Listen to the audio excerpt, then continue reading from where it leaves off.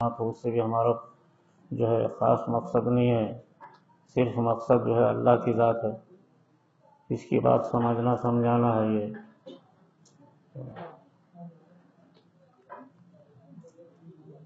بسم اللہ الرحمن الرحیم، الحمدللہ رب العالمین، والصلاة والسلام علی سید الانبیاء والمرسلین وعلی آلہ واصحابہ اجمعین، اما بعد۔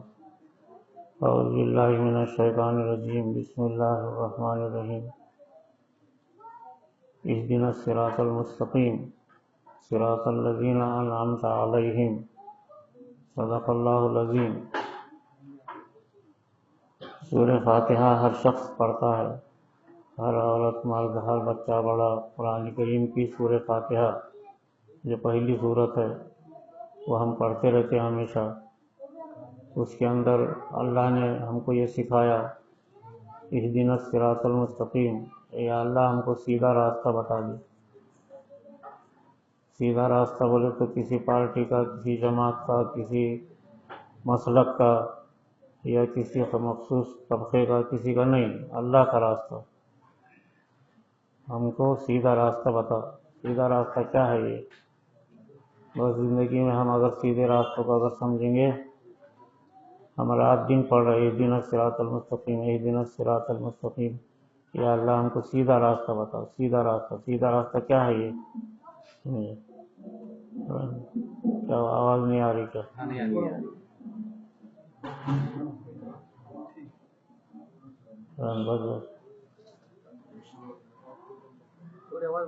سیدھا راستہ جو ہے، سیدھا راستہ انسان کو حاصل کرنا ہے،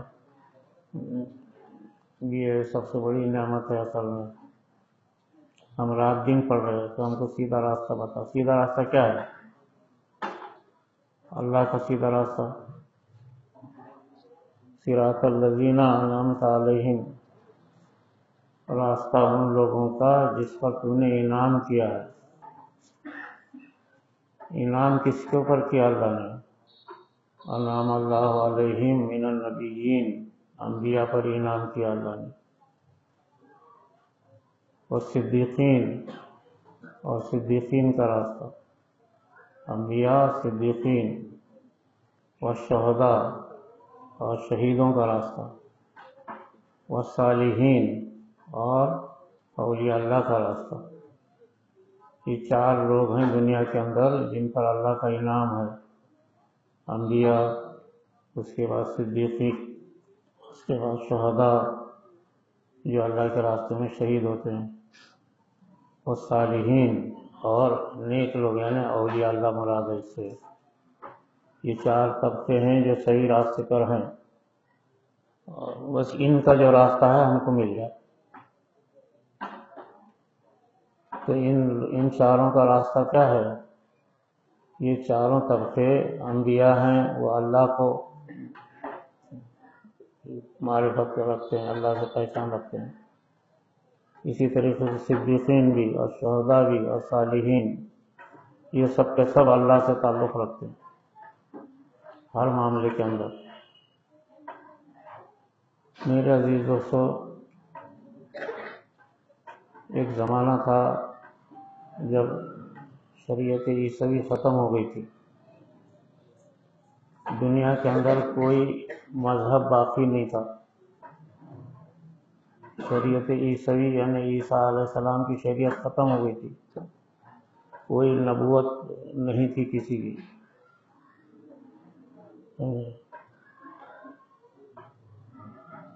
نبوت ختم ہو گئی تھی دنیا میں۔ دنیا میں ظلم اور گناہ کا دور دورہ تھا دنیا کے اندر، آج سے 1500 برس پہلے۔ توریت، انجیل سب ختم ہو گئی تھی۔ دنیا میں صرف بادشاہ تھے جو حکومت کرتے تھے اور وہ اپنی منمانی چلاتے تھے۔ ان کے پاس ظلم، زیادتی، قتل، غارت گیری، شراب، جوا، یہ سب عام تھا۔ عرب میں بھی لوگ اس قدر جاہل تھے کہ لڑکی پیدا ہوئی تو پریشان ہو جاتے تھے اور اس کو پھر زندہ دفن بھی کرتے تھے۔ دنیا میں کبھی انسان نے اپنی لڑکیوں کو، اپنی اولاد کو زندہ دفن نہیں کیا تھا، اتنی جہالت دنیا میں پھیل گئی تھی، جو دل میں آیا وہ کرتے تھے، ایسا دور تھا۔ تو صرف مکے میں صرف آپ محمد صلی اللہ علیہ وسلم سے، جب نبی نہیں تھے، آپ کی شادی ہو گئی تھی، شادی ہو کے 5 برس گزرے تھے، تو آپ کو یہ احساس ہوا کہ پوری دنیا نبوت سے خالی ہے، کوئی آسمانی کتاب باقی نہیں ہے دنیا میں، اور دنیا میں اللہ سے عام انسان باغی ہو گیا ہے، تو اب اللہ کو کیسے راضی کرنا کہ جس سے دنیا کے حالات بن جائیں۔ تو آپ صلی اللہ علیہ وسلم اپنی ہین و حیات کے اندر مکے کے پہاڑوں میں ڈھونڈتے تھے کوئی ایسا غار جہاں بیٹھ جائے، تو ایک غار نظر آیا، وہ غار ہیرا جس کو کہتے ہیں آج کل، وہ نظر آیا۔ آپ نے حضرت خدیجۃ الکبریٰ آپ کی بیوی سے صلاح مشورہ کیا کہ زمانہ اس وقت قیامت کے قریب تباہ برباد ہو جائے گی، اور منشا خداوندی ختم نبوت، خاتم النبیین کی منشا خداوندی ختم ہو جائے گی۔ اللہ کا منشا تھا خاتم النبیین پیدا ہو۔ تو آپ صلی اللہ علیہ وسلم نے ظاہر زمانے کے حالات کو دیکھ کر کے دنیا کے اندر اپنے حالات کو بہتر بنانے کے لیے غار میں جا کر بیٹھ گئے، اپنی بیوی سے صلاح کیا، حضرت خدیجۃ الکبریٰ سے۔ اس وقت آپ 30 برس کے تھے، خدیجۃ الکبریٰ 45 سے زیادہ برس کی تھی۔ آپ جا کر کے آپ نے مشورہ کیا کہ میں غار ہرا میں بیٹھنا چاہتا ہوں اور اللہ کو راضی کرنا چاہتا ہوں۔ تو حضرت خدیجۃ الکبریٰ، اس وقت ان کو 4 لڑکیاں تھے، چاروں لڑکیاں پیدا ہو گئی تھی، حضرت زینب، ام کلثوم، خدیجہ اور حضرت فاطمہ، گود میں 4 بیٹیاں۔ حضرت خدیجۃ الکبریٰ نے اجازت دے دی، کہا کہ ٹھیک ہے۔ تو آپ جا کے غار ہرا میں بیٹھ گئے۔ تو 1 دن، 2 دن، 3 دن، 5 دن، مہینہ، 2 مہینے نہیں، برسہ برس گزرنے لگے پہاڑ میں، غار ہرا کے اندر گزرتے تھے۔ آپ کیا کرتے تھے وہاں؟ اس وقت نماز فرض نہیں تھی، روزہ نہیں تھا، حج نہیں تھا، زکوٰۃ نہیں تھی، قرآن کریم نہیں تھا، کچھ بھی نہیں تھا، شریعت ہی ساری منسوخ ہو گئی تھی، کوئی پرانی، اور نئی شریعت آئی بھی نہیں تھی۔ تو آپ کیا کرتے تھے وہاں؟ غار ہرا مکے سے دور، جو لوگ حج کو جا کر آئے ان کو معلوم ہے کہ غار ہرا کتنے دور ہے اور کتنا اونچا ہے۔ ایک نوجوان نیچے سے اوپر چڑھنے میں تھک جاتا آج کل کے زمانے میں بھی، اور مکے سے تقریباً 10 کلومیٹر آتا ہو۔ تو آپ وہاں روزانہ کیا کرتے تھے؟ روزانہ آپ ایک نام دنیا میں باقی تھا اللہ کا، اللہ اللہ اللہ کرنا شروع کیا آپ نے، رات میں بھی، دن میں بھی، صبح بھی، شام بھی، کھانا نہیں، پینا نہیں، کپڑے نہیں، لتے نہیں، اوڑھنا نہیں، بچھونا نہیں، سردی میں، گرمی میں، بارش میں، ہر موسم کے اندر آپ نے غار ہرا میں اللہ اللہ شروع کر دیا آپ نے۔ تو 10 سال گزارے آپ نے، 10 سال۔ کیا عالم ہوگا بتائیے؟ عرب کی گرمی، پھر عرب کی بارش، پھر عرب کی سردی، جو آج ایک آدمی ان موسم میں رہ نہیں سکتا ٹھکانے سے۔ وہاں کوئی اے سی نہیں، کوئی پنکھا نہیں، کوئی آنا جانا نہیں، کچھ بھی نہیں۔ کیا ایک انسان اگر تصور کرے کہ بھئی آپ 10 سال کیا کریں ہوں، یہی بس اللہ اللہ، یہ کہتے کہتے آپ لوٹتے تھے غار میں، ادھر سے ادھر، ادھر سے ادھر، ادھر سے۔ رات میں بھی دن میں بھی۔ اللہ کو حاصل کرنا کوئی معمولی بات نہیں تھی، اللہ کی معرفت پہچان حاصل کرنا۔ اللہ کی پہچان حاصل کرنے کے لیے 10 سال آپ مسلسل لوٹتے تھے، کبھی 2 مہینے 3 مہینے میں کبھی گھر آتے تھے آپ، وہاں کھانا بھی نہیں تھا پینا بھی نہیں تھا، تو گھر میں حضرت خدیجۃ الکبریٰ ستو پیس کے رکھتی تھی اور ایک مشکیزہ پانی، بس آپ وہ لے کے جاتے تھے۔ اور کبھی کبھی تو ایسا ہوتا تھا کہ حضرت خدیجۃ الکبریٰ جو 45 46 47 برس کی تھی، حضرت خدیجۃ الکبریٰ خود رات میں مکے سے نکلتی اور پہاڑوں کو رونتے رونتے رونتے غار ہرا تک پہنچتی تھی اور غار ہرا پہ چڑھ جاتی تھی۔ آج کوئی دنیا میں کر سکتا ایسا کام؟ اور چڑھ کر کے غار ہرا میں جا کر آپ کے کپڑے بدلتی تھی اور اچھے کپڑے پہناتی تھی، اور کھانے کے لیے ستو پیسا ہوا اور وہ آپ کو پلاتی تھی، اور صبح فجر کی اذان سے پہلے واپس ہو جاتی تھی اور وہ سیدھا اپنے گھر آتی تھی۔ یہ ایسی محنت ہے، آج انسان تصور کرے تو آدمی کر نہیں سکتا اتنا۔ ایک نوجوان بھی اگر کوئی رات میں مکے سے نکلے، غار ہرا جائے اور جا کر کے واپس آئے، ناممکن چیز ہے، لیکن ایک عورت کرتی تھی، حضرت خدیجۃ الکبریٰ۔ یہ کس لیے کہ ساری دنیا انسانیت اللہ کو بھول چکی تھی، انسانیت کو اللہ یاد دلایا اس کے لیے۔ تو یہ 1-2 سال میں 10 سال گزرے ایسے، 10 سال اللہ کی معرفت حاصل کرنے کے لیے جو آپ نے محنت کی۔ 1,24,000 نبیوں میں کسی نبی نے نبوت سے پہلے کوئی محنت نہیں کیا تھا۔ 1,24,000 انبیاء گزرے، نبوت ملنے کے بعد نبی محنت کرتے تھے۔ صرف حضور صلی اللہ علیہ وسلم کی خصوصیت ہے کہ نبوت ملنے سے پہلے 10 سال محنت کی آپ نے اللہ کو حاصل کرنے کی، یہ خاص بات ہے۔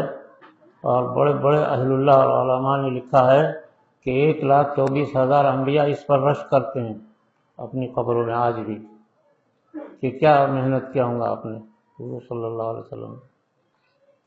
10 سال اللہ کی معرفت حاصل کرنے اور انسانیت کو اللہ یاد دلانے کی خاطر انبیاء نے ٹھیک ہے بہت محنت کی۔ نوح علیہ السلام نے کشتی چلائی اور پوری دنیا کو غرق کیا، پھر بچایا۔ حضرت ابراہیم علیہ السلام نے اور انبیاء نے بہت محنت کی، لیکن نبوت ملنے کے بعد، نبوت جب مل جاتی تو اللہ سے تعلق ہو جاتا۔ آپ کا تو اللہ سے تعلق ہی نہیں تھا، نبی نہیں تھے، کچھ ہی نہیں تھے، عام آدمی تھے آپ، 30 برس کی عمر کی، تو 30 سے لے کے 40 سال کی عمر تک 10 سال مسلسل آپ ایک ہی کام کیے ہیں کہ انسانیت کو اللہ یاد دلایا جائے، یا انسانیت کو اللہ سے قریب کیا جائے، یا اللہ کو انسانیت پر رحم کرنے کے لیے قریب کیا جائے۔ سارے انسان اللہ کو بھول گئے، سب اپنی دولت میں اپنے حالتوں میں مست تھے۔ اس وقت آپ 10 برس غار ہرا میں رہے، 10 برس کے بعد اللہ تعالیٰ کی رحمت جوش میں آئی، اور فوراً اللہ نے جب حکم دیا جبرائیل علیہ السلام کو، تو ہزاروں برس میں پہلی مرتبہ ڈرا کے بلایا، تو جبرائیل گھبرا کے سدرۃ المنتہا کے پاس کھڑے ہو گئے۔ جبرائیل علیہ السلام سمجھے کہ آج میں جلا کے خاک کر دیا جاؤں گا، اتنا گھبرا کے بلایا، ڈرا کے۔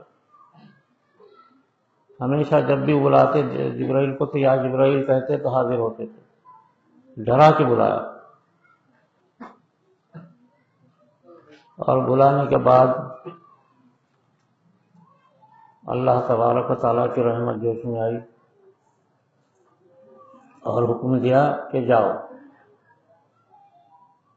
تو سب سے پہلے اللہ تعالیٰ نے لوح محفوظ کھولا اور اس میں بتایا یہ قرآن کریم لکھا ہوا ہے۔ خود اللہ نے قرآن کریم پڑھا پورا اور جبرائیل علیہ السلام سے کہا کہ اب تم سناؤ، تو حضرت جبرائیل نے پورا سنایا۔ اس کے بعد حکم کہ جاؤ فلاں غار میں ہمارا بندہ بیٹھا ہوا ہے، وہاں جاؤ۔ تو وہ آئے اور آ کر کے سب سے پہلے اللہ کی طرف سے منصب ختم نبوت عطا کی کہ اللہ نے آپ کو آج خاتم النبیین بنایا۔ تو آپ بے ہوش ہو گئے، مدہوش ہو گئے، حالانکہ جبرائیل نے آپ کا قلب سینہ چاک کر کے دل کو دھویا تھا، لیکن اس کے باوجود بھی مدہوش ہو گئے۔ اتنا بڑا منصب قیامت تک کے لیے خاتم النبیین آپ رہیں گے، یہ منصب عطا کرتے ہی بے ہوش ہو گیا۔ اور اس کے بعد جبرائیل علیہ السلام نے پورا قرآن پڑھ کے سنایا اور کہا کہ اب آپ پڑھیے، تو پھر آپ نے پورا پڑھ کے سنایا۔ اس کے بعد جبرائیل علیہ السلام نے کہا کہ آپ کو یہ دوسری چیز دی گئی، قرآن کریم آپ کو دیا جا رہا ہے، لیکن یہ 23 سال میں اترے گا آپ کی نبوت کے زمانے میں۔ ابھی صرف 5 آیتیں دے دی جا رہی ہیں، 5 آیتیں دے دی گئی۔ اقرأ بسم ربک الذی خلق خلق الانسان من علق اقرأ وربک الاکرم الذی علم بالقلم علم الانسان ما لم یعلم۔ 5 آیتیں اب دی جا رہی، اس کے بعد آپ پر رفتہ رفتہ اترے گا۔ میرے عزیز دوستو، سرکار کو یہ 2 نعمتیں اس دن کی گئی 10 سال محنت کرنے کے بعد، معرفت الہی آپ حاصل ہوئی۔ تو یہ آپ کی جو کیفیت تھی، یہ صرف تنہا آپ ہی ایسے نبی ہیں کہ مخلوق کی خاطر آپ نے نبوت سے پہلے 10 سال غار حرا میں محنت کی۔ غار حرا کوئی خانقاہ نہیں تھی، خلوت خانہ تھا۔ خلوت خانہ یعنی جہاں بیٹھ کر کے اللہ کو راضی کرتے ہیں، 10 سال آپ کرتے رہے۔ تو اس دن دنیا کو منور کر دیا گیا، عرش کا فرش سجایا گیا، فرشتے 7 آسمان میں خوشیاں منانے لگے، خاتم النبیین آپ بن گئے۔ تو سب سے پہلے آپ اتر کر کے خانہ کعبہ نہیں گئے آپ، حالانکہ غار حرا سے اتر کر کے آپ خانہ کعبہ جا سکتے تھے، نہیں گئے، وہاں لوگ بیٹھے ہوئے رہتے تھے، یا کسی اپنے دوستوں کے پاس بھی نہیں گئے، بلکہ آپ اتر کر کے سیدھا گھر آئے اور حضرت خدیجۃ الکبریٰ رضی اللہ تعالیٰ عنہ کو سنایا یہ واقعہ۔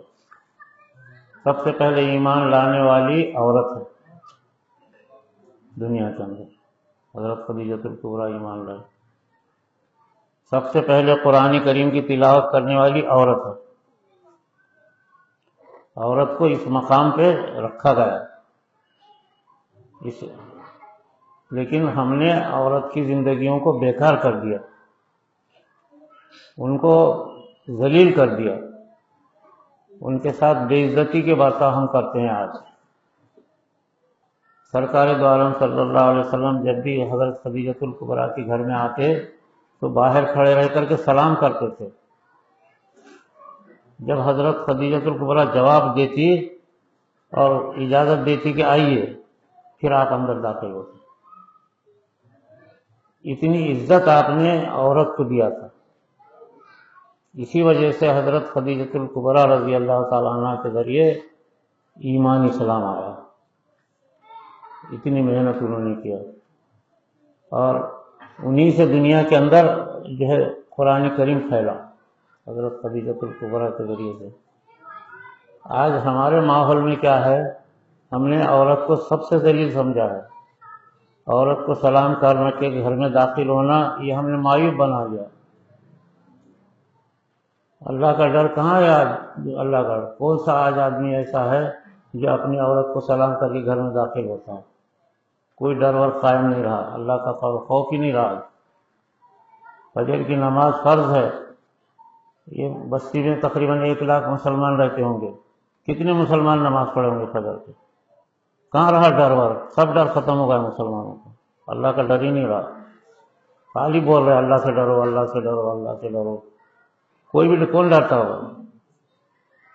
کون نماز پڑھا؟ ایک فجر کی نماز اللہ سے ڈر اگر ہوتا تو آدمی گھبرا کے نماز آ کے فجر کی پڑھتا تھا، ڈر ہی نہیں رہا۔ اب چپ سے بھی بول رہے اللہ سے ڈرو، اللہ سے ڈرو، اللہ سے کیسے ڈرتے اللہ سے؟ جب تک کہ اللہ کے قربت نہیں ہوں گی، جب تک کہ اللہ کی معرفت نہیں ہوں گی، اللہ کا خوف پیدا نہیں ہوتا، اللہ کی قربت۔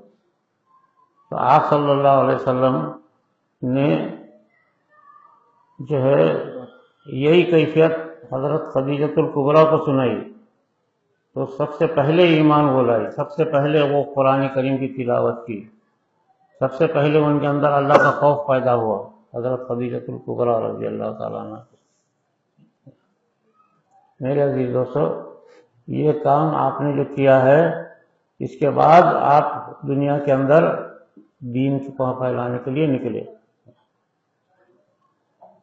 مکے میں آپ نے اللہ سکھایا، بس اللہ اللہ اللہ اللہ کہو، تو لوگ بلال حبشی کو ایمان لائے تھے، وہ ایک غلام تھے، وہ صورت شکل کے اچھے نہیں اترے تھے، حبشی معمولی شکل صورت رہتی، تو حضرت بلال حبشی رضی اللہ تعالیٰ عنہ ایمان لائے، تو مکے کے شریر لوگ ان کے پیروں میں رسی باندھ کے سارے شہر میں گھسیٹتے پھرتے تھے، گلی کچھ ہو تو ہر جگہ لوگ ان سے پوچھتے کہ یہ کیا ہو رہا ہے، تو وہ کہتے کہ اللہ، ایک اللہ۔ تو ان کا کہنا تھا یہ اللہ چھوڑ دے تو تیرے کو چھوڑ دیں گے، لیکن وہ برابر اللہ احد کہتے تھے، اللہ ایک، اللہ ایک۔ کس قدر معرفت! علماء نے لکھا ہے کہ جب وہ ان کو رسی باندھ کے کھینچتے تھے اور لوگ پوچھتے تھے اللہ، تو وہ کہتے تھے جب اللہ ایک ہے تو عرش الہی کو دیکھتے تھے، اللہ کی ذات کو دیکھتے تھے حضرت بلال حبشی، تب کہیں جا کر کے ان ایک اللہ کہتے تھے۔ اتنی معرفت اس زمانے میں، حالانکہ جب نہ نماز تھی نہ روزہ تھا، لیکن ایسی معرفت، اللہ کی پہچان حاصل ہو گئی تھی، اللہ کی پہچان نہیں چھوڑتے تھے کبھی۔ میرے عزیز دوستو، اسی طریقے سے صحابہ کرام مکے کے اندر جو ایمان لاتے تھے، ان کو لوگ مارتے، تکلیف دیتے، لیکن اس کے باوجود بھی وہ اللہ کی معرفت حاصل کیے ہوئے تھے، انہوں نے کبھی اللہ کو نہیں چھوڑا، ہر حالت میں وہ اللہ، اتنا مار کھاتے تھے لیکن کیونکہ اللہ کی معرفت حاصل تھی، اللہ کی پہچان حاصل ہو گئی تھی ان کو۔ انسان کا سب سے بڑا گناہ کیا ہے کہ اللہ کو چھوڑ دیا ہے، آج اللہ کی پہچان ہی نہیں رہی، آج اس کو معرفت الہی کہتے ہیں۔ معرفت الہی یعنی اللہ کی پہچان حاصل کرنا۔ تو آپ نے غار حرا میں خود پہلے معرفت الہی حاصل کیا، اور اس کے بعد مکے کے اندر جو ایمان لاتے تھے ان کو اللہ کی پہچان کرا دیتے تھے، جو بھی ایمان لاتا تھا عرش الہی کو دیکھتے تھے، جو بھی ایمان لاتا تھا اللہ کی ذات کا نور دیکھتے تھے وہ لوگ، اس لیے کہ اللہ سے تعلق پیدا کر لیا تھا ان لوگوں نے۔ یہ تو مکے کی زندگی کی تھی۔ مدنی زندگی میں آپ صلی اللہ علیہ وسلم نے 10 سال کے اندر 1.5 لاکھ انسانوں کو اللہ کی پہچان کرائی، 1.5 لاکھ انسان، تمام صحابہ مدینے کے اندر روزانہ قرآن جو ہے اللہ کی معرفت حاصل کرتے اور اللہ اللہ اللہ کا ذکر کرتے تھے 24 گھنٹے۔ اس قدر ذکر کیا انہوں نے، صحابہ اکرام نے، کہ ان کا جسم کا ایک ایک حصہ اللہ اللہ بولتا تھا، اتنا اللہ کا ذکر کیا مدینے میں۔ اللہ تعالیٰ نے ان کے لیے مدد کے دروازے کھول دیے صحابہ اکرام، اور اللہ کی معرفت کے ساتھ ساتھ قرآن کریم جو اترتا تھا وہ پڑھتے تھے۔ تو تو مدینہ منورہ کے اندر 10 برس میں 1.5 لاکھ صحابہ قرآن کریم کی تلاوت بھی کرتے تھے اور اللہ اللہ اللہ 24 گھنٹے کرتے تھے. تو اللہ نے ان کو بہت طاقت دے دی. حضرت عمر رضی اللہ تعالیٰ عنہ کا واقعہ مشہور ہے. غنڈہ گردی کرتے تھے، سارے گناہ میں مبتلا رہتے تھے. تو مکے کے لوگوں نے ان کو متعین کیا کہ تم آج محمد کو قتل کر دینا. تو محمد کو قتل کے لیے وہ خانہ کعبہ کے پاس سے قسم کھا کے نکلے کہ میں آج قتل کر کے آؤں. راستے میں جاتے جاتے کسی نے کہا کہاں جا رہے عمر؟ کہا کہ محمد کو قتل کرنے. خنجر بتایا، محمد کو قتل کر کے آؤں گا. سارے مکے میں ان کی دہشت تھی.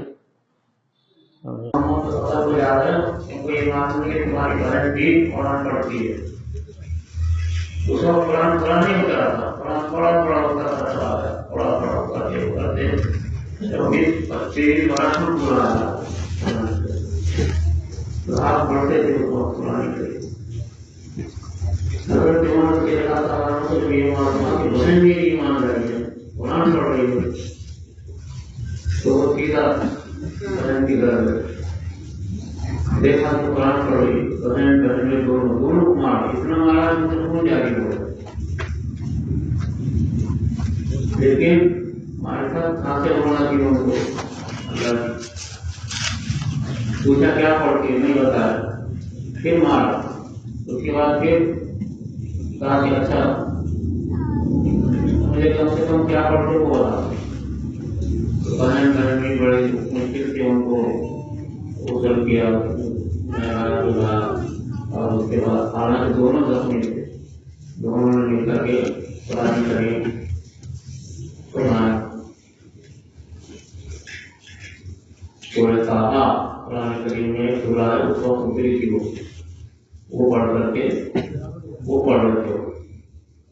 تو جو ہی وہ قرآن کریم کی سورت سنائی انہوں نے تو ساتھ تمہارے لیے طاقتور آدمی تھے. طٰہٰ مَا أَنزَلْنَا عَلَيْكَ الْقُرْآنَ لِتَشْقَىٰ إِلَّا تَذْكِرَةً لِمَن يَخْشَىٰ تنزيلا ممن خلق الأرض والسماوات العلى الرحمن على العرش استوى. یہ کہنا ہی تھا کہ حضرت عمر کا دل دماغ دھسل گیا اور بے ہوش ہو کے گر گئے. قرآن کریم کی آیت پھر معرفت و خداوندی انسان کو حاصل ہوتی ہے جب اللہ ایک ہے یہ ان کے دل میں یقین جب چلا جاتا ہے تو دل دماغ معطر ہو جاتا ہے. چنانچہ بے ہوش ہو گئے. ہوش میں لایا، ہوش میں لانے کے بعد ان کو حضرت عمر رضی اللہ تعالیٰ عنہ نے فرمایا کہ مجھے محمد صلی اللہ علیہ وسلم کے پاس لے کر جب چل رہے تھے وہ تو بہن بڑی دونوں طرف سے پکڑ لی تھی. بہت طاقتور آدمی تھے، اتنے کمزور ہو گئے. معرفت اللہ کی معرفت ان کے اوپر چھا گئی. اللہ کا خوف طاری ہو گیا، خوف طاری ہو گیا تو جسم بالکل بےکار ہو گیا. چنانچہ درخواست کی خدمت میں لے گئے. آپ جو ہے صحابہ کو تعلیم دے رہے تھے قرآن کریم کی. جا کے کنڈی کھڑ کر رہی تو اللہ سے پوچھا کون ہے؟ تو جواب دیے کہ عمر. حضرت امیر حمزہ رضی اللہ تعالیٰ عنہ جو آپ کے چچا تھے بہت طاقتور تھے، انہوں نے کہا کہ دروازہ کھولو. اگر عمر خیر سے آیا ہے تو ٹھیک ہے، اگر وہ آپ کو قتل کرنے کے لیے آیا ہے تو اس کی تلوار اس کے گردن سے چلے گی. دروازہ کھولا گیا، کھولتے ہی گر جاتا. یہ کیوں ہوا؟ معرفت خداوندی حاصل ہوئی، اللہ کی پہچان حاصل ہوئی اور قرآن کریم ان کے دل پر اثر کر رہا ہے. اتنا بڑا طاقتور انسان جو ہے گر گئے.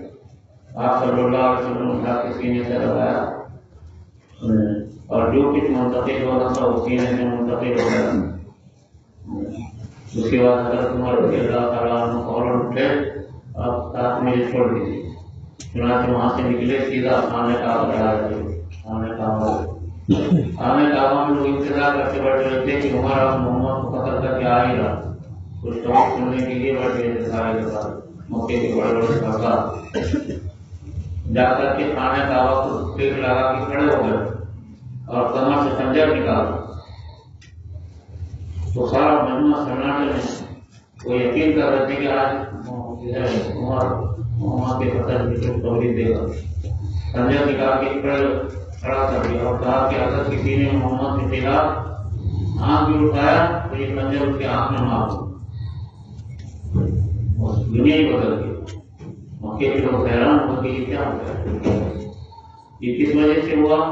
معرفت کی خداوندی حاصل ہو گئی، طاقت اتنی طاقت حاصل ہو گئی کہ مکے کے کوئی لوگ بڑے بڑے سردار بیٹھے تھے سب کی نظریں نیچے ہو گئی۔ اس کے بعد سے کوئی حضرت عمر رضی اللہ تعالیٰ عنہ کا نام نہیں لیتا، اتنی طاقت حاصل ہو گئی۔ حضرت عمر رضی اللہ تعالیٰ عنہ اور دیگر صحابہ کرام مدینے کے اندر 10 سال کے اندر تقریباً 1 لاکھ صحابہ کرام ایسے تیار ہوئے، نوجوان جیسے حضرت عمر کی جیسے، جن کی عمریں زیادہ سے زیادہ 25 سے 30 سال کے اندر اندر کی تاریخ ہے۔ بوڑھے صحابہ بہت تھوڑے تھے، باقی سب یہی صحابہ۔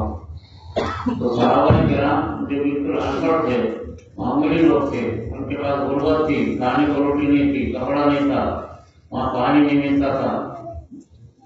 مدینے کی منورہ کی زندگی میں جو ہے تقریباً 1.5 لاکھ صحابہ کی تعداد ہو گئی تھی آخری زمانے میں۔ وہاں پہ پانی نہیں ملتا تھا، روڈ نہیں تھے، لائٹ نہیں تھی، کنویں نہیں تھے، پینے کے لیے پانی دستیاب نہیں ہوتا تھا۔ صحابہ اس حالت میں زندگی گزارتے تھے، کسی کے پاس کپڑا ہے کھانے کو نہیں ہے، کسی کے پاس ہے پہننے کے لیے پہن گے، کسی کے پاس نہیں ہے پہننے کے لیے وسیلہ ہے۔ اسی حالت سے صحابہ کرام 10 سال مدینہ منورہ کے اندر جب تیار ہوئے تو اللہ تبارک و تعالیٰ نے ان کو ایسی معرفت کی ایسی طاقت دے دیا کہ سرکار کی زندگی میں جب تک رہے تو مدینہ منورہ میں رہے، اور سرکار کو تشریف لے جانے کے بعد جو دنیا میں پھیلے تو پوری دنیا کو فتح کر گئی 10 سال کے اندر۔ سرکار کے جانے کے بعد صرف 10 سال لگے حضرت عمر رضی اللہ تعالیٰ عنہ کی قیادت میں 1 لاکھ صحابہ کرام نے پوری دنیا کو فتح کیا اور لاکھوں کروڑوں انسانوں کو ایمان دیا۔ یہ معرفت خداوندی کا ایک چسکا رہتا ہے جو انسان کو حاصل ہوتا ہے۔ میرے عزیز دوستوں، دنیا کا پتہ پتہ اللہ اللہ پیدا کی طاقت حاصل کرنا۔ قرآن کریم میں وما تسقط من ورقة إلا يعلمها ولا حبة في ظلمات الأرض ولا رطب ولا يابس إلا في كتاب مبين۔ کوئی پتا ایسا نہیں ہے اچھا ہو یا سوکھا وہ اللہ سے پہچان حاصل نہیں کرتا، ایسا کوئی پتا نہیں۔ اللہ اللہ اللہ کا یہ پتے رات دن اللہ کا ذکر کر رہے، تو اللہ تعالیٰ ان کو پانی جڑوں سے زمین سے جڑوں سے نکال کر کے وہ وہاں تک پہنچا دیتے۔ اللہ کی طاقت بات پوری دنیا میں جاری کر ہے، لیکن افسوس ہے کہ آج ہمارے مسلم اللہ کی طاقت سے اللہ کی طاقت سے میں وہاں سمجھتے نہیں کر رہا کہ ہم آپ کچھ کر سکتا ہے، کیا اللہ ہماری مدد کر سکتا ہے، کیا ہمارا یقین ہی نہیں ہوتے۔ ہم کو اللہ کی معرفت حاصل نہیں، اللہ کی پہچان حاصل نہیں، اللہ کے حقائق ہم نہیں جانتے، اللہ تعالیٰ کی طاقت کو ہم نہیں پہچانتے۔ صحابہ کرام اللہ کے آپ صلی اللہ علیہ وسلم نے ان کو اللہ کا ذکر سکھا کر کے اللہ کی پہچان یاد دلا، وہ اللہ کے خزانوں کو دیکھتے تھے، اللہ کے خزانے کتنے بڑے بڑے ہیں، اللہ غنی ہے تو غنی ہے تو اللہ کے خزانے کتنے بڑے بڑے ہیں، اللہ سخی ہے تو اللہ کیسے سخاوت کرتے ہیں، اللہ تعالیٰ کی حکومت دیکھ کے زمینوں میں آسمانوں میں یہ سارا اپنے آنکھوں سے دیکھتے تھے اللہ کی طاقت۔ تو ان کو ایسی معرفت خداوندی حاصل ہو گئی کہ اس کی وجہ سے انہوں نے پوری دنیا میں 10 سال کے اندر پوری دنیا میں فتح کر لیا۔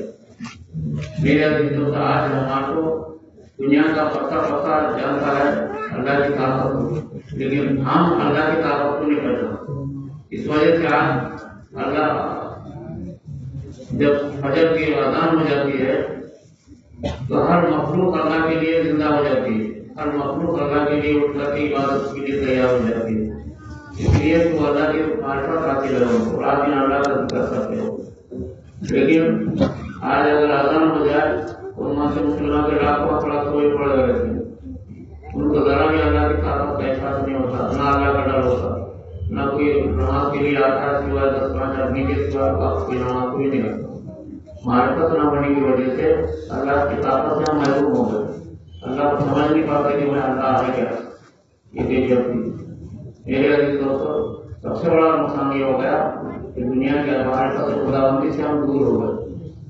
معرفت خداوندی کرتے ہیں تو اللہ کی پہچان ہے، معرفت الہی کرتے ہیں اللہ کی معرفت حاصل کرو، اور یہ اللہ کی معرفت اللہ کا ذکر کرنے سے حاصل ہوتی ہے۔ معرفت الہی دو چیزوں سے حاصل ہوتی ہے، ایک تو اللہ اللہ اللہ کا ذکر کرنے سے، اور دوسرا اللہ کا کلام پڑھنے سے، قرآن کریم کی تلاوت سے معرفت خداوندی حاصل ہوتی ہے۔ اسی وجہ سے آپ صلی اللہ علیہ وسلم خود زندگی بھر 24 گھنٹے قرآن کی تلاوت کرتے تھے آپ، اور صحابہ کرام بھی قرآن کی تلاوت کیا کرتے تھے۔ تو اللہ تعالیٰ نے آپ کے ساتھ ساتھ صحابہ کو یہ طاقت عطا کیا تاکہ کہ وہ دنیا کی بڑی بڑی طاقتوں سے ٹکرا گئے، اور دنیا کی بڑی طاقتوں کو زیر و زبر کر دیا۔ کسی کی ہمت نہیں تھی کہ صحابہ کرام کو مقابلہ کر سکے، اس لیے وہ قرآن کی تلاوت کرتے تھے اور اللہ اللہ 24 گھنٹے ان کا دل ذکر کرتا۔ یہ کیفیت ان کے دلوں کی تھی۔ آج یہ کیفیت جو صحابہ کرام کی تھی، اسی وجہ سے انہوں نے دنیا کو اپنے قابو کر لیا۔ حالانکہ ان کے پاس مال نہیں تھا، روپیہ نہیں تھا، پیسہ نہیں تھا۔ فرشتے جب اترتے تھے تو صحابہ کرام اپنی آنکھوں سے دیکھتے تھے کہ فرشتے اترتے، صحابہ کرام اپنی آنکھوں سے جنت کو دیکھتے تھے، جنت کیسی ہے۔ صحابہ کرام جہنم کو دیکھتے تھے، جہنم میں کیسی آگ ہے اور کیسے عذاب دیا جائے گا۔ عرش الہی کو صحابہ کرام اپنی آنکھوں سے دیکھتے تھے۔ جب اللہ کی طاقت انسان کو حاصل ہوتی تو ہر چیز انسان کی آنکھوں کے سامنے آ جاتی ہے، اور آدمی کو یقین ہو جاتا ہے کہ یہ اللہ کی ذات ہے جو ہماری مدد کر سکتی ہے۔ آج مشکل یہ ہو گیا کرنے، ہم اللہ کے ذکر سے ہماری زبانیں معلوم ہو گئی، ہماری زبانیں ٹوٹ گئی، ہم اللہ کا نام لینے کے لیے ہماری زبان کو طاقت نہیں گئی، اللہ اللہ کرنا بھی ہمارا پاس نہیں رہا، تو نتیجہ ہو گیا کہ دنیا میں سب سے زیادہ کمزور ہم لوگ ہو گئے، ہم کو اللہ سے تعلق نہیں رہا۔ اور یہی سلسلہ دنیا کے اندر چلا ہے، اس کے ذریعے سے طاقت حاصل کرتے ہیں اور حاصل ہوتی ہے۔ صحابہ کو جیسے طاقت حاصل ہوئی، اور یہ اللہ کو بھی اس کے ذریعے سے طاقت حاصل ہوئی، اور طاقت حاصل کر کے پوری دنیا کے اندر صحابہ نے اپنا سکہ جمایا۔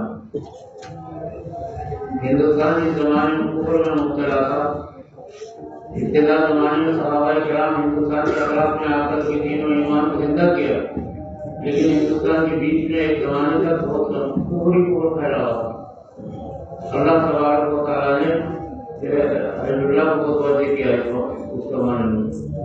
سب سے پہلے حضرت معین الدین چشتی رحمۃ اللہ علیہ کو بلا کر کے حضور صلی اللہ علیہ وسلم نے مدینہ بلایا آپ کے ذریعے سے۔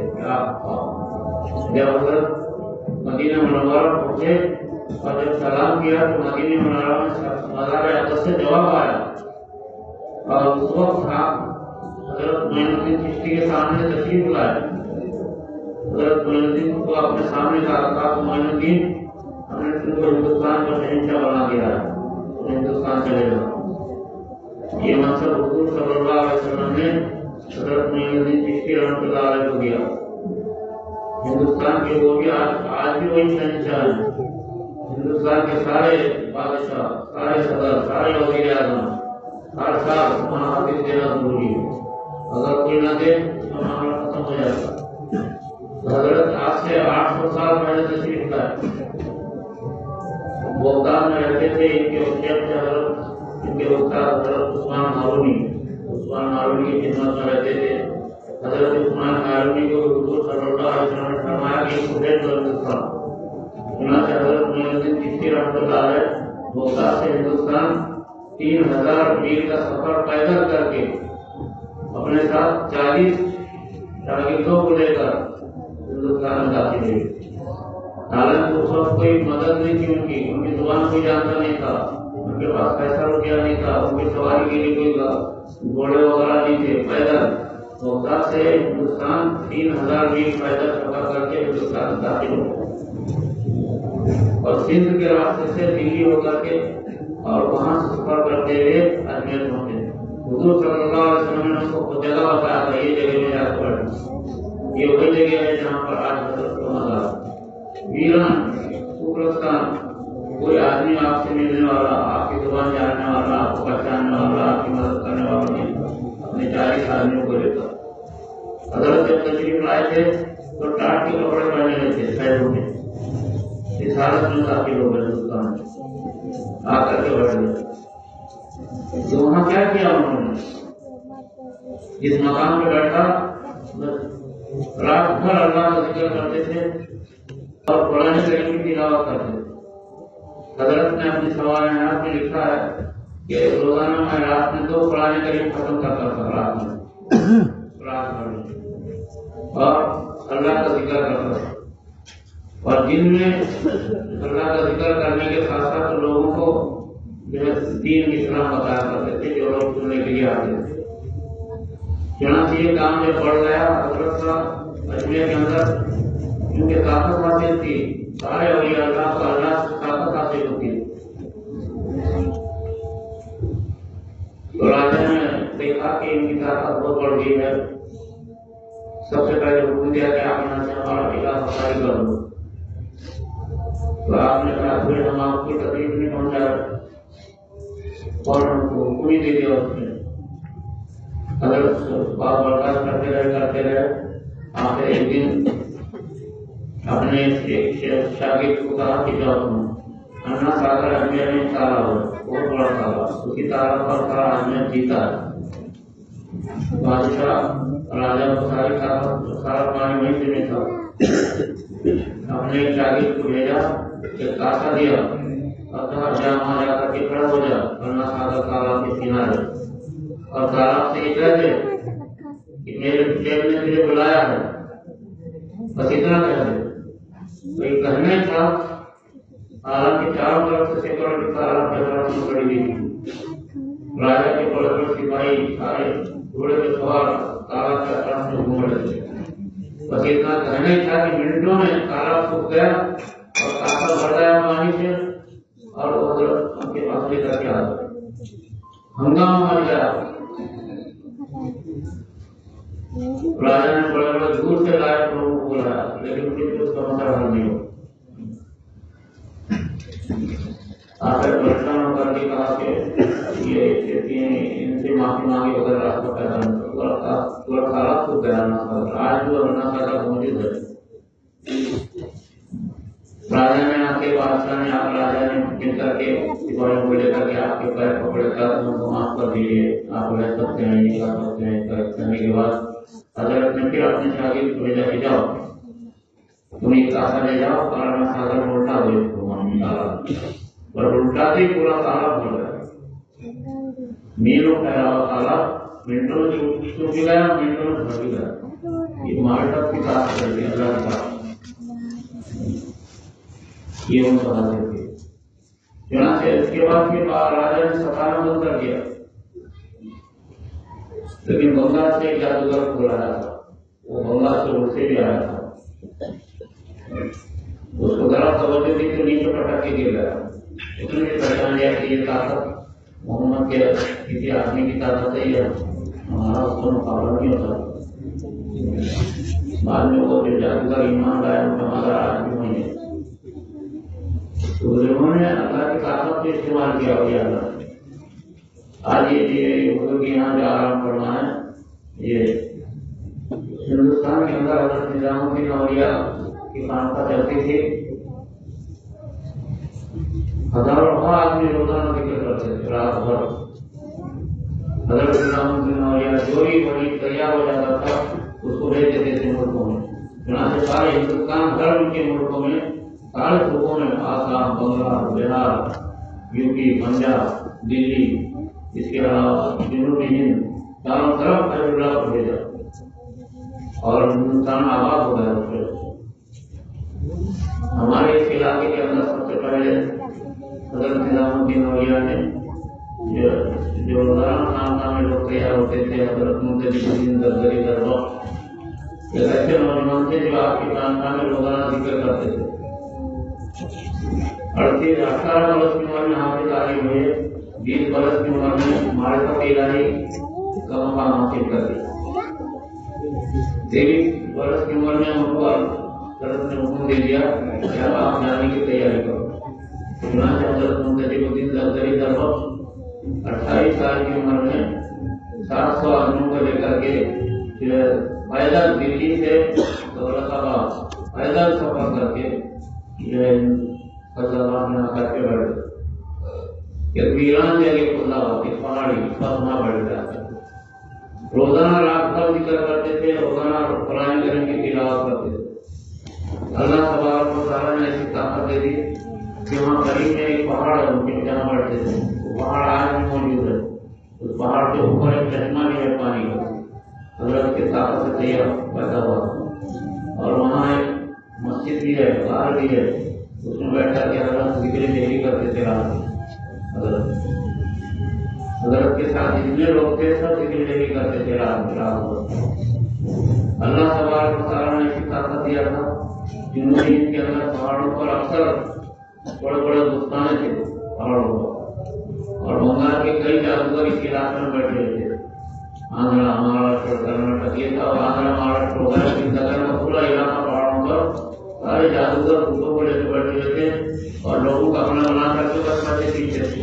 یہ ہوتا گری کے پیچھے صرف پیسہ پیچھنا، یہ بس اتنا ہی کام ہے، اور پیسہ جمع کرتے تھے۔ چنانچہ یہ کام ان کا جب جاری رہا تو حضرت منتجب الدین زرزری وقت میں اس کا علاج پوچھا کیا کرنا چاہیے، مشورہ کیا اپنے لوگوں سے۔ تو جو پہاڑ ہے وہ آج بھی موجود ہے، ہمارے بہت سارے لوگ وہاں جا کر ذکر جہری آج بھی کرتے ہیں، تو حضرت وہاں سے ذکر جہری کرتے تھے۔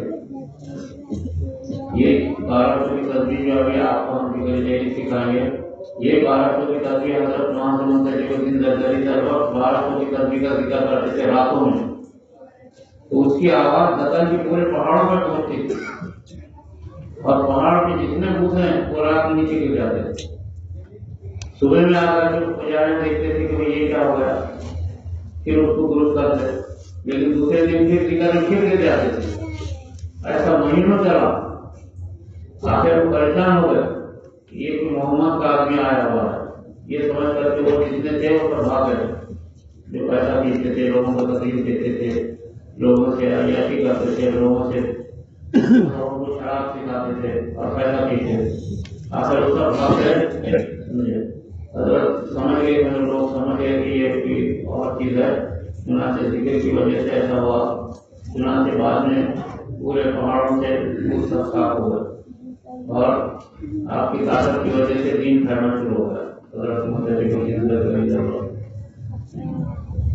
چنانچہ آج بھی اس علاقے کے اندر جہاں حضرت کا مقام درگاہ ہے، ہزار لوگ آج بھی روزانہ آتے ہیں اور زیارت کر کے جاتے ہیں۔ حضرت منتجب الدین زرزری در وقت 38 سال کی عمر میں دنیا میں ان کا انتقال ہو گیا، 38 برس کی عمر میں دنیا سے چلے گئے، لیکن پورے علاقے کو دین دیا، انہوں نے ایمان دیا۔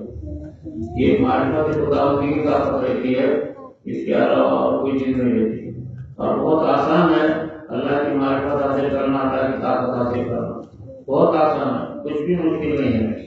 اسی میں اولیاء اللہ پیدا ہوتے ہیں، اسی میں دنیا کے اندر کتب افطار پیدا ہوتے ہیں، اسی کے اندر دنیا کے اندر ماہرین تصوف اور روحانیت امام پیدا ہوتے ہیں۔ بہت آسان طریقہ ہے، صرف روزانہ اللہ کا ذکر اور روزانہ قرآن کریم کی تلاوت کرنا۔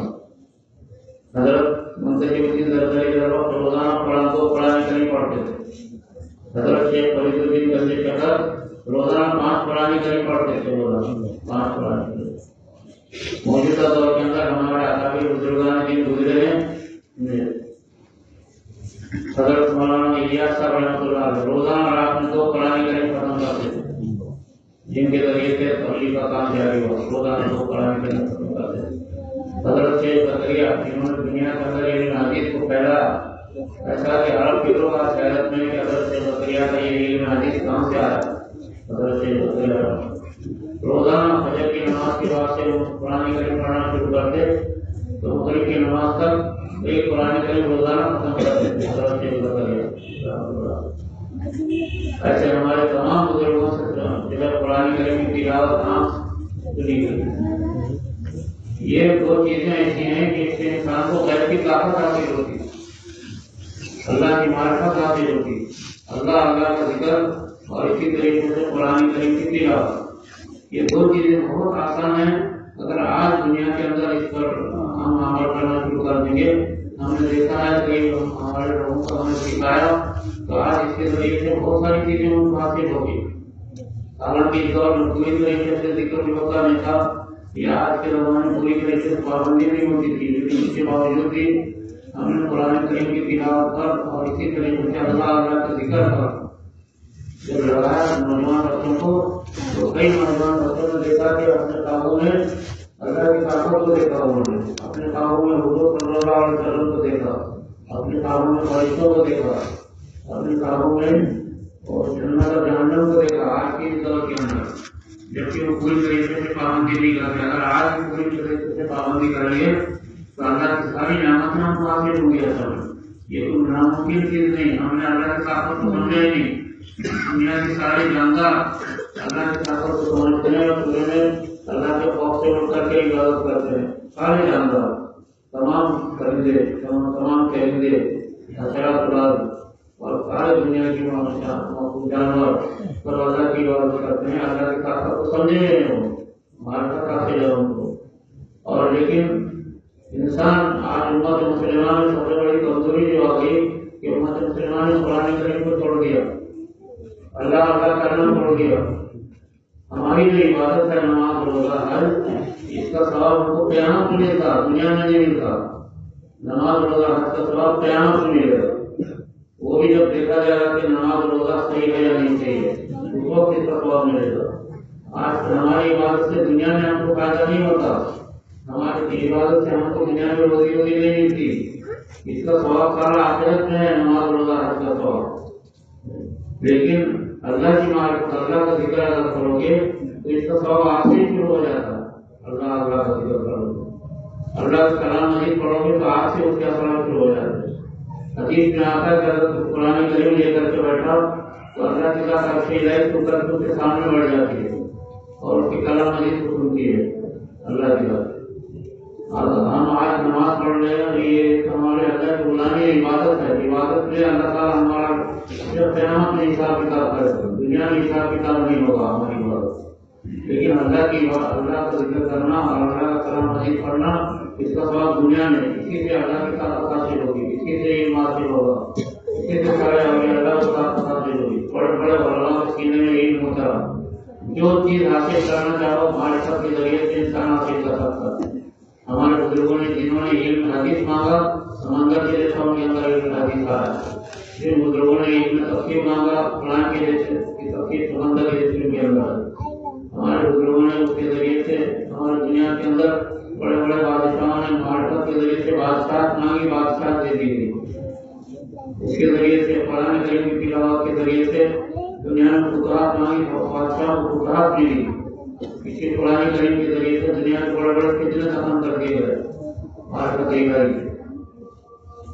تاتاری قوم نے مسلمانوں کا کلیان کر رہی تھی، صرف ایک زمانے میں بزرگ موجود تھے،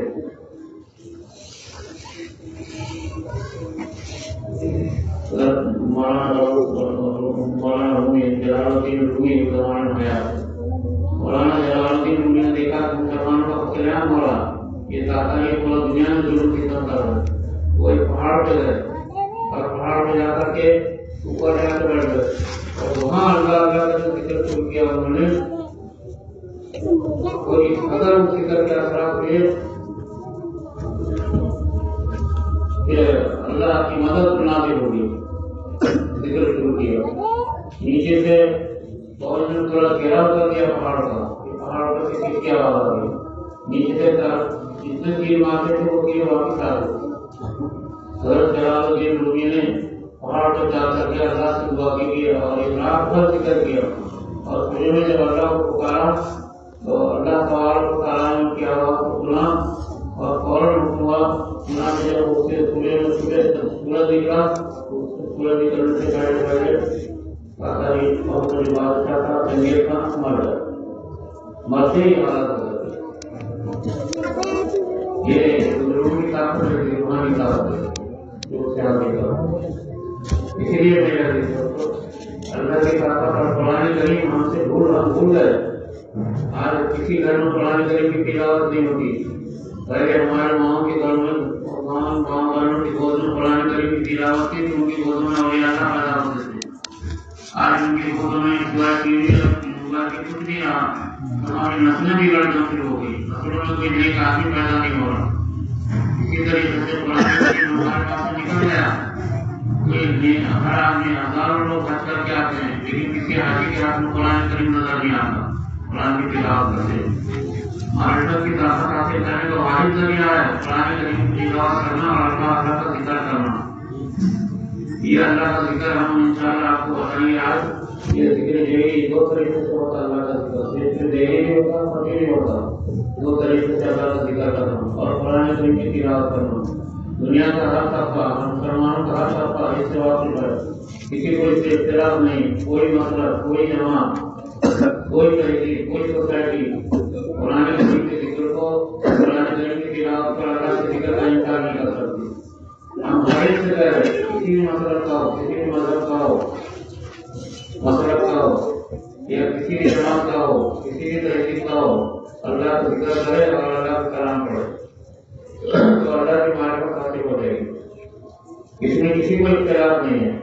حتیٰ کہ ہم تو یہ کہتے ہیں کہ شیعہ میں اگر کوئی ہے وہ بھی ذکر جیل اور ذکر دوری اور ذکر فقیر میں اور قرآن کی تلاوت میں شریک کرو. سب اللہ کو مانتے ہیں، سب اللہ کے کلام کو مانتے ہیں، اللہ کے نبی کو مانتے ہیں. یہ تین چیزیں اللہ پر ذکر، اللہ کا کلام پڑھنا اور اللہ کے نبی پر درود پڑھنا، اس کو اس میں اختلاف نہیں ہے. اس وجہ سے ذکر میں ہر شخص شریک ہو کر کے ذکر جیل، ذکر فقیر، قرآن کریم کی تلاوت کو سیکھے، اپنی زندگی میں اس کا معمول بنائے. تمام دنیا کے اولیاء اللہ نے اور بڑے بڑے علماء نے اسی کام کو کیا جس کی وجہ سے دنیا کے اندر دین کا کام پہنچا ہے. مولانا قاسم صاحب نانوتوی رحمۃ اللہ علیہ رات بھر قرآن کریم اللہ کا ذکر کرتے تھے. رات بھر جب سورج میں نکلتے تو پورے جسم کے کپڑے بھیگے ہوئے رہتے. اور عالم کی رات میں روزانہ رات میں آخری رات سے لے کے صبح تک روزانہ 5 پارے قرآن کریم کو پڑھتے تھے. شاہ جہاں بادشاہ ہندوستان کے مالک تھے. روزانہ قرآن کریم کے 6 پارے پڑھتے تھے وہ، اور ایسا پڑھتے تھے کہ ان سے آنکھ سے جاری رہتے تھے. صبح کو ان کے کپڑے گیلے ہو جاتے تھے. شاید جہاں تب کہیں اللہ نے ان کو دنیا کی سب سے بڑی بادشاہ عطا کی. ہندوستان کے زمانے میں سب سے بڑا دولت مند ملک بن گیا تھا شاہ جہاں کے زمانے میں. شاہ جہاں بھی بہت دیندار بادشاہ تھے. ہمارے کئی بادشاہ روزانہ قرآن کریم کی تلاوت کرنا ان کا معمول تھا. اس کی وجہ سے دنیا کے اندر جو ہے ہمارے بادشاہ بھی کام کر رہے، علماء کام کر رہے، عوام کام کر رہی. آج کے دور کے اندر ہمارا صرف ایک ہی نقصان ہوا ہے، ہم نے اللہ کا ذکر چھوڑا اور اللہ کا کلام چھوڑ دیا. اس وجہ سے ہماری کوئی مدد دنیا میں اللہ تعالیٰ نہیں کرتا. یہ دونوں چیزیں ایک کو لڑنا ضروری ہے امت کے اندر. امت میں قرآن کریم اگر لڑ جائے تو انشاءاللہ سارے حالات دور کر جائیں گے. قرآن کریم کی تلاوت کرنا روزانہ سب سے افضل ترین عبادت ہے اور اس کا ثواب فوراً شروع ہوتا ہے، اس کے اثرات فوراً شروع ہوتے ہیں. اس کی وجہ سے ساری مصیبتیں دور ہوتی، ساری بیماریاں دور ہو جاتی، سارے بلائیں بڑھ جاتی اور انسان کے لیے معیشت کے راستے کھلتے ہیں قرآن کریم کی تلاوت. ایسا قرآن کریم امت کو اللہ تعالیٰ نے دیا ہے. ہم اس کو چھوڑ کے بیٹھے ہوئے ہمارا سب سے بڑا ظلم ہے. میرے عزیز دوستوں، یہ ایک راستہ ہے معرفت الہی کا. اللہ کا ذکر کرنا اور اللہ کی معرفت حاصل کرنا اور اللہ کا کلام پڑھنا، دو چیزیں ہیں. اس کے ذریعے سے ہم کو دنیا میں مسجد مل جاتی ہے. میرے عزیز دوستوں، اس لیے آپ کو ہر جگہ ہم یہ سکھا ہے. آج بھی انشاءاللہ ہم اللہ کا ذکر ڈیلی سکھائیں گے، ذکر ڈیلی کرائیں گے. آپ ذرا ذکر ڈیلی میں شریک ہو اور اس کو سیکھے اور اس کو کرنا شروع کرے. قرآن کریم کی تلاوت تو آج بہت علماء اوپر آئے ہوئے ہیں، ان کے پاس بیٹھ کر کے قرآن کریم کی تلاوت کرنا سیکھے. یہ دو چیزیں سیکھے، دنیا کے سارے مسائل امت کے مسلمان سے حل کر سکتے ہیں. ہر گھر امیر ہو یا غریب، سارے گھر پریشان ہیں. ہر گھر میں مصیبتیں پڑی ہوئی ہیں، ہر گھر میں پریشانیاں ہیں. ہر گھر کے اندر کوئی گھر ایسا نہیں ہے پریشانی سے خالی ہو. لیکن سب سے آسان مسئلہ ہے. اگر آج قرآن کریم کی تلاوت اور اللہ کا ذکر شروع ہو جائے تو ہم مصیبتیں دور ہو جائیں گی. ہم نے دیکھا ہے جب سے اللہ کی قدرت سے یہ ذکر جاری ہوا ہزاروں لوگوں کے گھر آباد ہو گئے، پریشانیاں دور ہو گئی، مصیبتیں دور ہو گئی، تکلیفیں دور ہو گئی، گھروں کے حالات بدلنے لگے، اچھے ہو گئے۔ سب سے آسان چیز ہے اللہ کا ذکر کرنا اور اللہ کا کلام پڑھنا۔ یہ کام انشاءاللہ دوں گا۔ ابھی نماز ہوں گی، اذان ہوں گی، نماز ہوں گی، نماز کے بعد آپ جو ہے سنت مقررہ پڑھ کر کے ایک جگہ آپ جمع ہو جائیں تو ہم ذکر کیسا کرتے ذکر بھی وہ بتائیں گے اور ذکر کرائیں گے۔ ذکر ہو گیا، ذکر ہوگا، اس کے بعد دعا ہوگی اور اس کے بعد یہ لوگوں نے آپ کے لیے جو کام کا انتظام کیا ہے وہ کام کر کے جا سکیں گے۔ تو اتنا آپ حضرات سے گزارش ہے۔ تو ابھی اذان ہوگی، کتنے بجے اذان ہوگی؟